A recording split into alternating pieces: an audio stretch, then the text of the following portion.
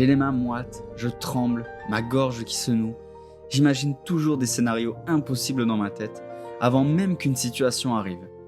Les gens autour de moi me regardent comme si j'étais fou ou folle parfois. On me dit que je m'inquiète trop, que je suis trop stressé. Mais pourquoi on me dit ça ? Pourquoi j'ai parfois l'impression que je suis le seul ou la seule à stresser ? Au quotidien, cela ne me facilite pas la vie. Chaque nouvelle est une épreuve, je vois souvent le mauvais côté des choses et ça m'empêche d'avancer comme je le voudrais. Dans cet épisode, on a envie d'aborder avec toi, au travers du conte du verre d'eau, le sujet de l'anxiété et du stress et à quel point tout cela peut impacter ton quotidien. Bienvenue à toi sur ce podcast. Nous sommes Élise et Baptiste, un couple d'entrepreneurs passionnés par la découverte de soi. Notre mission est de t'accompagner dans l'exploration de ton monde intérieur. Découvrons avec toi ces contes fabuleux du monde entier, tous plus inspirants les uns que les autres. Explorons et interprétons ensemble ces histoires merveilleuses comme tu ne les as jamais écoutées. Et comme d'habitude, si cet épisode te plaît, qu'il éveille en toi des émotions ou des réflexions, ou que tu penses qu'il peut être utile à une autre personne, n'hésite pas à le lui partager et nous laisser un commentaire ou un like, ou même les deux, pour nous dire ce que tu en as pensé. Nous serions ravis de te lire. Alors installe-toi confortablement et c'est parti. Bonne écoute.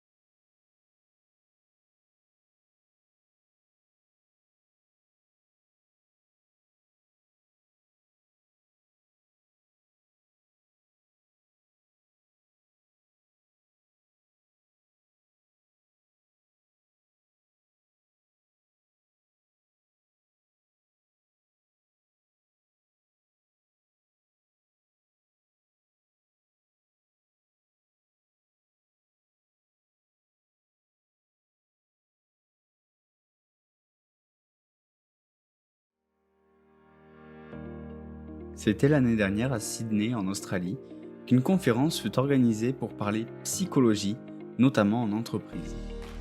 Une psychologue marchait sur le podium tout en enseignant la gestion du stress à une audience avertie. Soudain, alors qu'elle soulevait un verre d'eau, tout le monde s'attendait à la question du « le verre à moitié plein ou à moitié vide ». Au lieu de cela, avec un large sourire sur son visage, elle demanda alors « Combien pèse ce verre d'eau ?» Les réponses entendues variaient de 100 à 500 grammes. Puis elle continua. Le poids absolu du verre n'a en réalité pas d'importance. Cela va surtout dépendre de combien de temps je le tiens. Si je le tiens pendant 1 minute, ce n'est pas un problème. Si je le tiens pendant 1 heure, j'aurai une douleur dans mon bras. Si je le tiens pendant une journée entière, mon bras se sentira engourdi et paralysé. Dans chaque cas, le poids du verre ne change pas, mais plus je le tiens longtemps, plus il devient lourd. Elle poursuivit alors. Le stress et les inquiétudes dans la vie sont comme ce verre d'eau. Pensez-y pendant un moment et rien ne se passe. Pensez-y pendant un peu plus longtemps et il commence à faire mal. Et si vous y pensez toute la journée, vous vous sentez paralysé, incapable de faire quoi que ce soit. Donc pensez à poser vos verres. Si le verre représente le stress et nos inquiétudes, alors je pense qu'on est tous d'accord pour dire que parfois, il peut peser extrêmement lourd. Mais d'abord, qu'est-ce que c'est le stress concrètement ? Dans la nature, pour une gazelle voulant survivre à la savane, le stress est quelque chose d'incroyablement utile. Un merveilleux outil qui lui permet par tout plein de mécanismes de maximiser ses capacités en cas de fuite d'un dangereux prédateur. Lors d'un moment de stress, le corps va se mettre en alarme et va solliciter le cortex cérébral. Alors c'est une partie du cerveau, en fait, dont le rôle est de traiter les informations. Donc, en général, c'est associé aux fonctions cognitives. Et pour ça, je vous propose d'aller voir notre ancien podcast, le numéro 9, sur les biais cognitifs. Le moment d'alarme fait appel à la mémoire. Cette situation, cette agression que je vis, est-ce qu'elle est connue ? Est-ce que le sujet est familier ? En présence d'un sujet connu et traité, la mémoire va proposer les réactions et les procédures de défense, donc attaque, fuite ou paralysie. En cas de problème nouveau ou qui n'est pas mémorisé, en fait, le système va évaluer l'ampleur du problème, va mesurer le degré de gravité et de danger pour pouvoir calibrer le plus précisément possible les réactions à mettre en place. Une fois la situation identifiée, il se met en place une série de réactions normales et physiologiques. Et tout ça, ça va très vite. On parle même de nanosecondes. Donc là, c'est la petite partie scientifique. En fait, il s'agit d'une réaction nerveuse avec la stimulation d'une partie du cerveau qui se nomme le locus coeruleus et qui va entraîner une réaction hormonale avec une stimulation de la glande surrénale qui est cette petite glande située sur le pôle supérieur de chaque rein. Le cerveau génère l'adrénaline, une hormone qui active la circulation sanguine et qui augmente le rythme de la respiration. Par exemple, souvent, on a le teint livide et les membres qui tremblent, car le sang va aller directement soit au niveau des jambes pour faciliter une fuite, ou alors au niveau des bras, par exemple pour frapper. Elle va mobiliser l'énergie disponible pour nous donner la force musculaire de combattre ou de fuir dans une situation menaçante. Il y a aussi le cortisol, qui est un peu le meilleur ami de l'adrénaline, en fait qui va agir avec elle et qui prend les commandes pour que l'organisme réagisse au danger. Il a pour rôle de transformer le gras en sucre afin d'avoir toute l'énergie disponible. Il est hyper important pour l'équilibre énergétique du corps. Par exemple, dans un cycle normal, j'ai envie de dire, en fait, on a un pic le matin qui va diminuer lentement au cycle de la journée. Et par exemple, le fameux coup de barre de l'après-midi, c'est lui. L'action des hormones du stress est une arme à double tranchant. Elles sont des alliés tant qu'elles nous permettent d'agir et de nous défendre contre un danger imminent. Une foule de situations peuvent déclencher leur production. La crainte d'arriver en retard à la garderie, vivre une restructuration au travail, avoir un accident de la route, etc. Bref, des incidents imprévisibles ou nouveaux ou menaçants. Qu'ils soient tragiques ou banals, ils ont un point commun, ils donnent le sentiment de perdre la maîtrise des événements. Malheureusement, notre système de survie ne fait pas la différence entre un tremblement de terre et un simple bouchon de circulation. S'il reçoit le message qu'une situation est une menace, il réagit comme s'il s'agissait d'une question de vie ou de mort. Il ne va pas prendre justement le juste milieu. Dans l'exemple de la gazelle, elle aperçoit le lion qui la prend en chasse. Et à ce moment-là, le cerveau de la gazelle va libérer de l'adrénaline dans tout son corps. L'adrénaline va lui permettre d'être au maximum de ses capacités pour accomplir la tâche qui est la fuite. Dans ce genre de situation, le cœur se met à battre plus vite pour augmenter la circulation du sang dans le corps. La respiration s'accélère, augmentant ainsi l'apport d'oxygène dans tous les muscles. Les poumons se dilatent, certains faisceaux s'élargissent. Les muscles se tendent pour être prêts à réagir dès que possible. Pour ça que quand on stresse, on est souvent tendu. Les pupilles vont s'élargir ou se rétrécir pour avoir une vision d'ensemble et se focaliser sur le danger. En même temps, dans le corps, l'adrénaline vient couper tout plein de fonctions qui ne sont pas nécessaires sur l'instant pour ne pas utiliser d'énergie supplémentaire. Le système digestif s'arrête, plus de salive, plus de digestion, le système de reproduction est sur off lui aussi, on éteint tout ce qui n'est pas utile. Et là, j'aimerais vous faire une petite parenthèse sur un accident que j'ai eu. Il y a quelques années, j'ai subi un accident de voiture assez grave. Et en fait, dans cette situation, dès lors que la voiture m'a percuté et tout était clairement explosé, je suis sortie de la voiture et en fait, j'étais en alerte. Clairement, j'essayais de comprendre ce qui se passait. Je suis allée voir la personne qui m'était rentrée dedans. J'étais en plus sur des heures de travail, donc l'idée j'étais vraiment concentrée sur ça. J'ai appelé tout de suite mon patron et j'ai pas du tout réalisé que j'étais blessée. Donc c'est vraiment pour comprendre que quand on est en moment de gros stress émotionnel, le cerveau en fait il va se focaliser sur ce qui est important et couper certains récepteurs. C'est pour ça que parfois quand on a ce genre de danger, on se rend pas compte qu'on est blessé, qu'on a mal ou même qu'on est essoufflé. Et vraiment on est dans une énergie, l'adrénaline tout simplement. Alors pour vous raconter rapidement la suite, j'ai été pris en charge par les secours et finalement j'avais rien de très grave à part quelques blessures superficielles. Mais c'est vrai que sur le coup, j'avais pas du tout mal. Si on reprend le cas de la gazelle et du lion, l'anxiété est un merveilleux outil pour maximiser les chances de survie. Mais est-ce qu'on vit encore dans un monde où nous sommes la proie du lion ? Le truc, c'est que l'humain est doté d'une conscience et d'une intelligence qui le pousse à imaginer, anticiper et penser sans cesse. Et c'est une bonne chose, on peut être fier de ça, sauf que malheureusement, bien souvent, ça nous dessert. Est-ce que tu imagines une gazelle stressée si elle savait qu'elle n'avait aucun prédateur ? D'ailleurs, est-ce que tu penses qu'un lion stresse au quotidien, sauf quand un rival vient le détrôner ?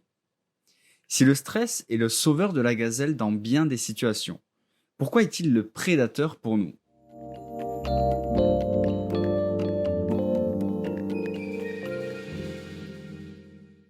Quand l'organisme est contraint de produire de l'adrénaline et du cortisol jour après jour, en fait le corps il doit continuellement se renouveler pour avoir des réserves d'énergie. Et donc il va emmagasiner toute cette énergie et on le sait tout à l'heure, on a dit que le cortisol en fait il va transformer le gras en sucre et donc le corps pour réagir à ça il va garder des tissus adipeux autour de sa taille. C'est une solution qui est très pratique parce qu'on sait que le cortisol a été sécrété par les glandes surrénales qui sont au niveau des reins. Donc c'est beaucoup plus pratique en fait pour elles et plus rapide d'aller chercher du gras au niveau du ventre. Donc voilà, comme on le voit, c'est que bien des grands stressés se retrouvent avec une bedaine de stress. Notre vie n'est plus en jeu comme la gazelle, mais on continue à s'inquiéter à propos, par exemple, de nos crédits sur 25 ans, nos impôts qui arrivent, les factures à payer, les embouteillages, etc. Donc on génère de la peur, du stress, de l'angoisse, et notre cerveau, qu'est-ce qu'il se dit ? Ok, situation dangereuse, on doit fuir. J'envoie toute la gomme dans les jambes, c'est parti, on va s'en sortir. Sauf que, concrètement, on ne peut pas fuir un crédit, on ne peut pas fuir un embouteillage, ni un examen.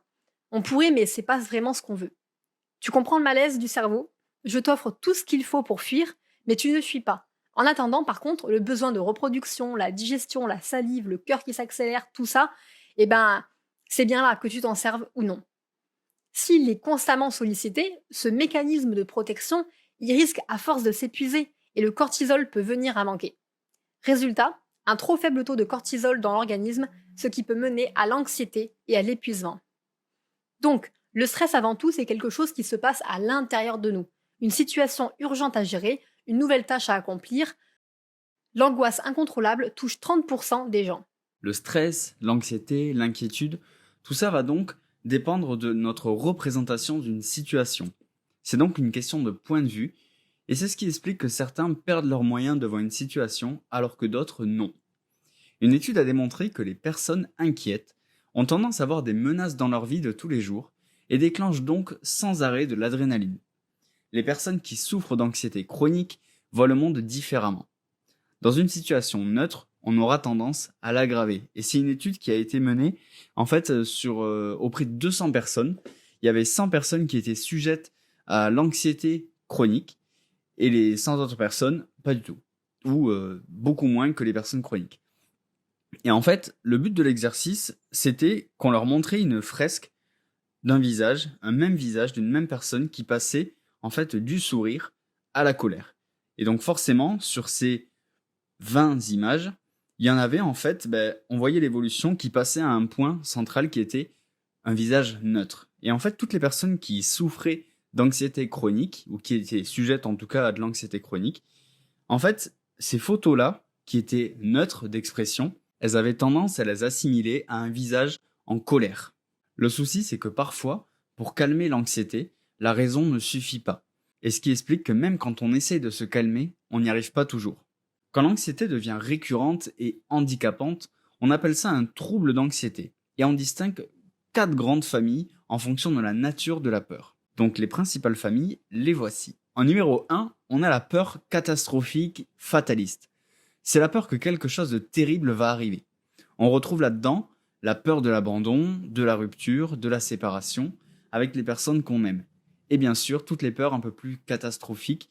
On pense au séisme, on pense au tremblement de terre, on pense aux inondations, tout ça. En numéro 2, on retrouve la peur de l'évaluation, qui est principalement une peur qui prend sa source dans nos relations sociales. J'ai peur du regard des autres sur moi, de ce qu'ils pensent, des jugements. C'est la source d'anxiété la plus commune aujourd'hui, ce qui explique qu'on a du mal à parler dans certaines situations, et ce qui fait qu'on se fait tout petit dans d'autres. Les réseaux sociaux sont d'ailleurs un incroyable poison pour celui qui souffre d'anxiété d'évaluation. Tu le sais, on l'entend depuis très longtemps, mais de nombreuses études le prouvent. Si on prend l'exemple d'Instagram par exemple, tout le monde a une belle vie dessus. Plus on scrolle, plus on associe cette vie à une vie heureuse. Et c'est ce qu'on voit sur tous les réseaux. Et quand on regarde la nôtre, bien souvent, c'est pas forcément ça.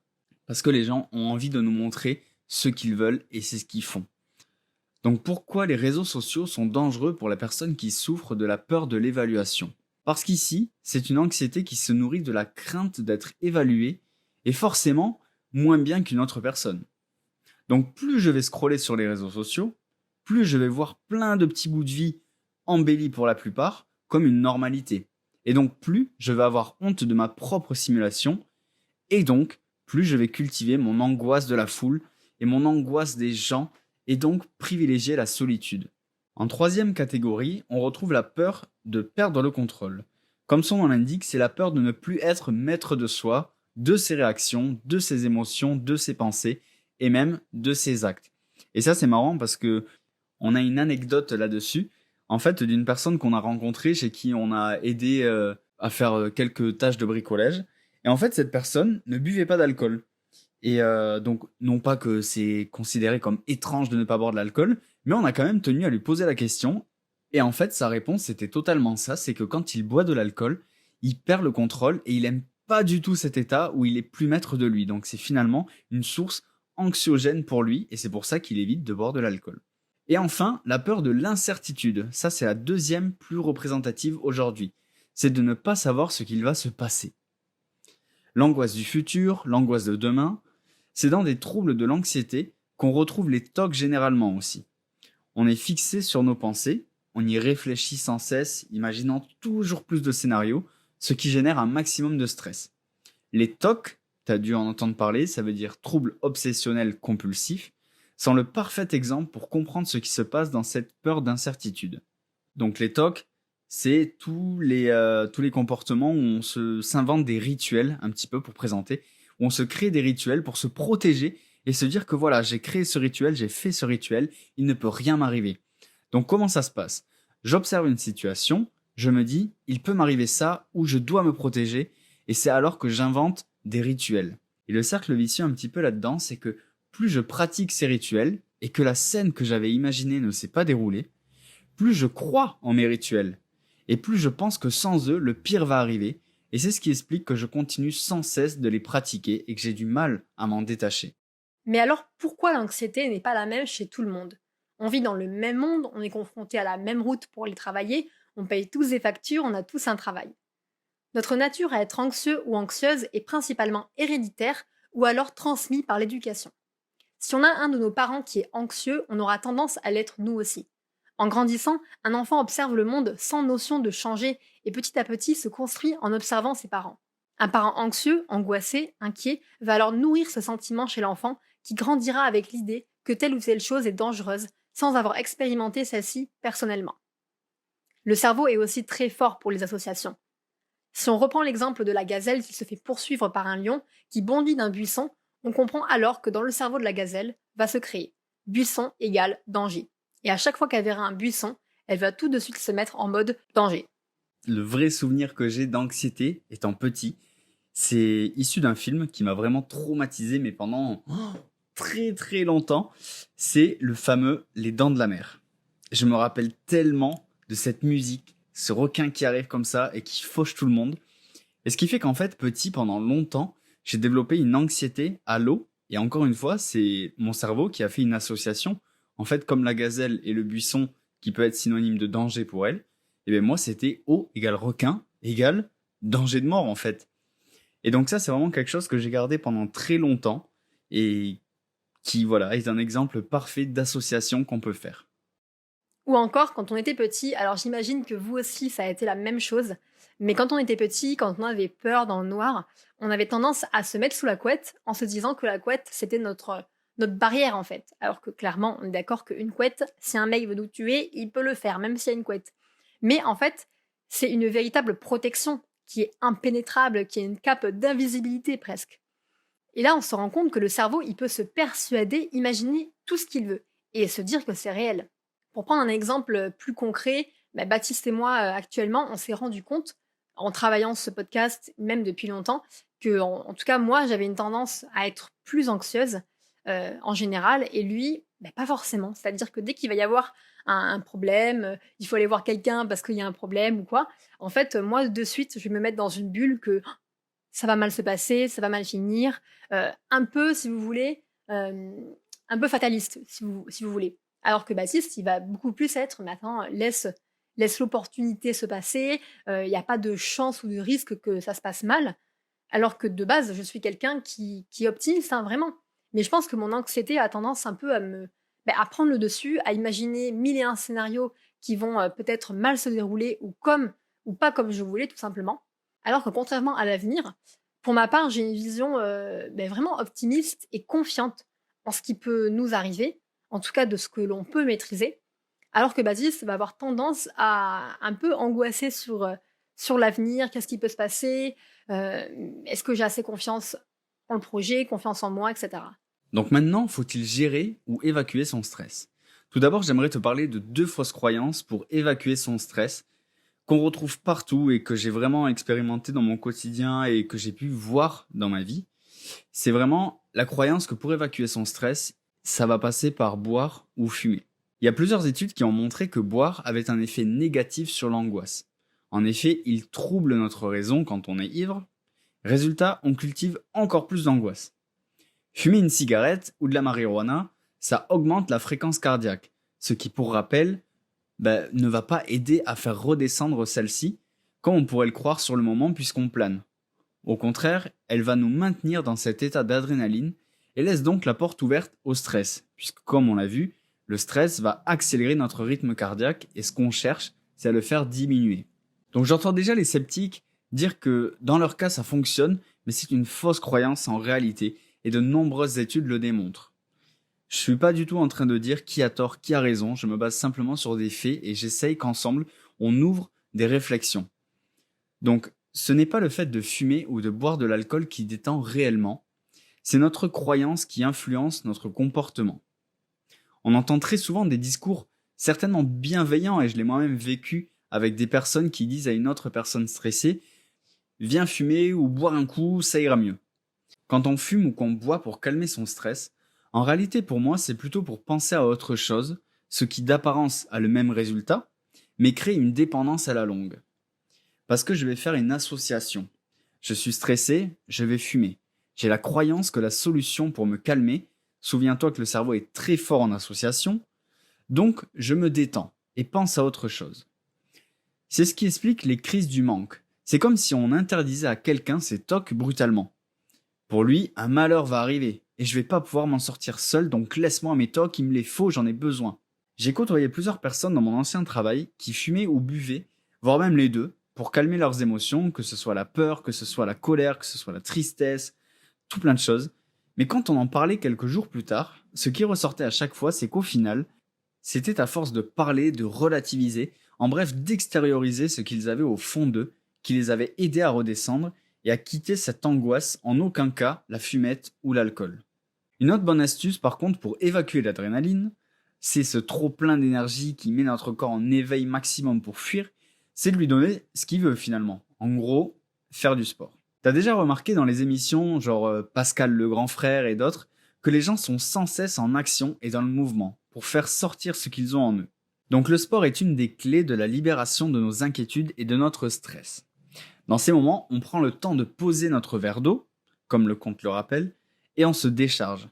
Alors attention, me fais pas dire ce que j'ai pas dit, je suis pas en train de te dire qu'à chaque fois que tu es énervé ou anxieux ou stressé ou quoi que ce soit, tu dois tout casser chez toi.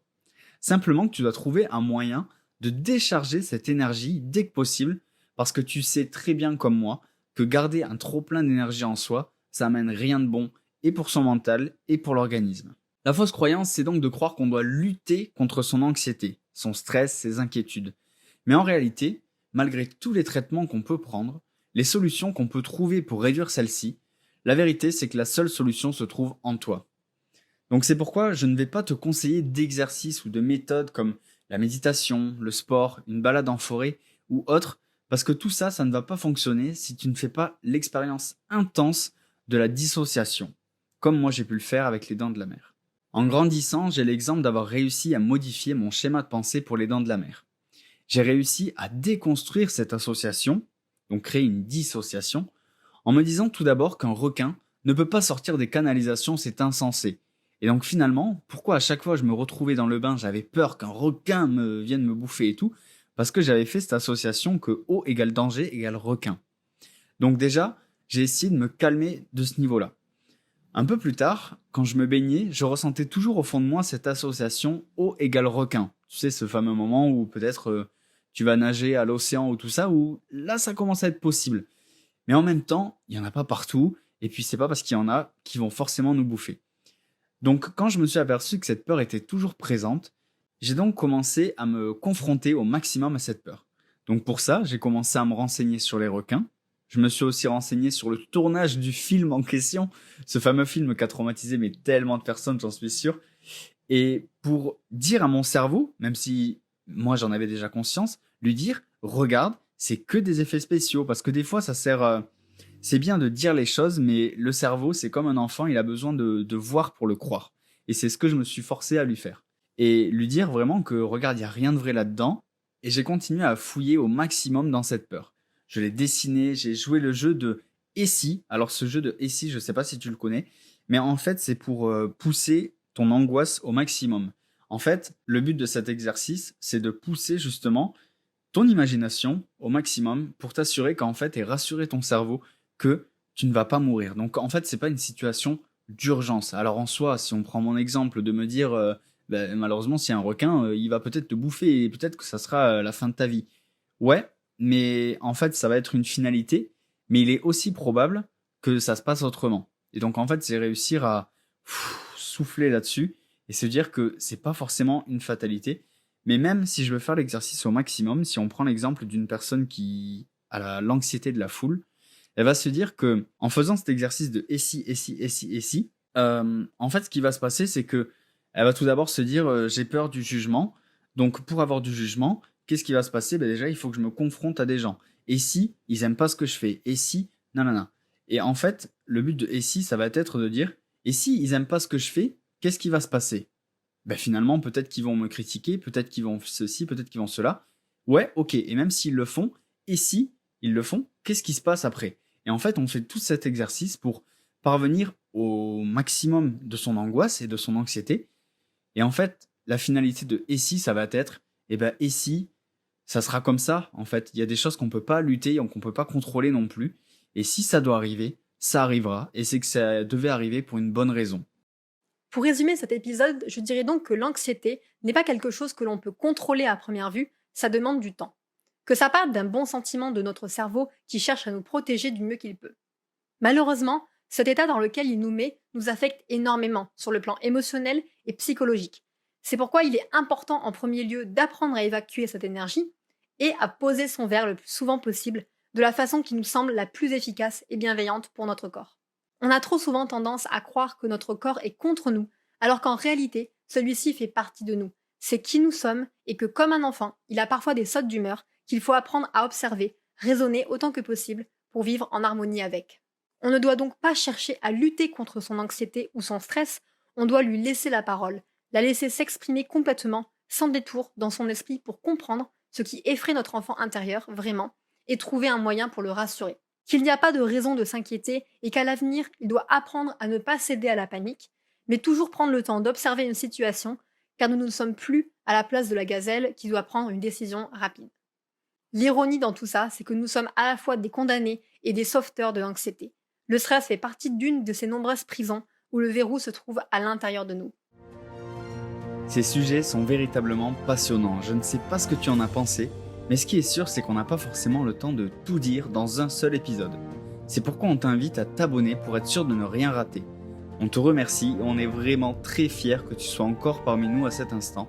Ça prouve que ceci a fait écho en toi, que tu comprends l'importance de mettre en lumière tous ces mécanismes qui nous composent. Si cet épisode t'a plu, qu'il a éveillé en toi des émotions ou des réflexions, n'hésite pas à nous le partager en commentaire. Nous serions ravis d'avoir ton avis là-dessus et d'échanger sur ce sujet avec toi. Tu peux également nous retrouver au quotidien sur Instagram où on partage nos réflexions et nos inspirations du moment. À très vite et belle journée à toi.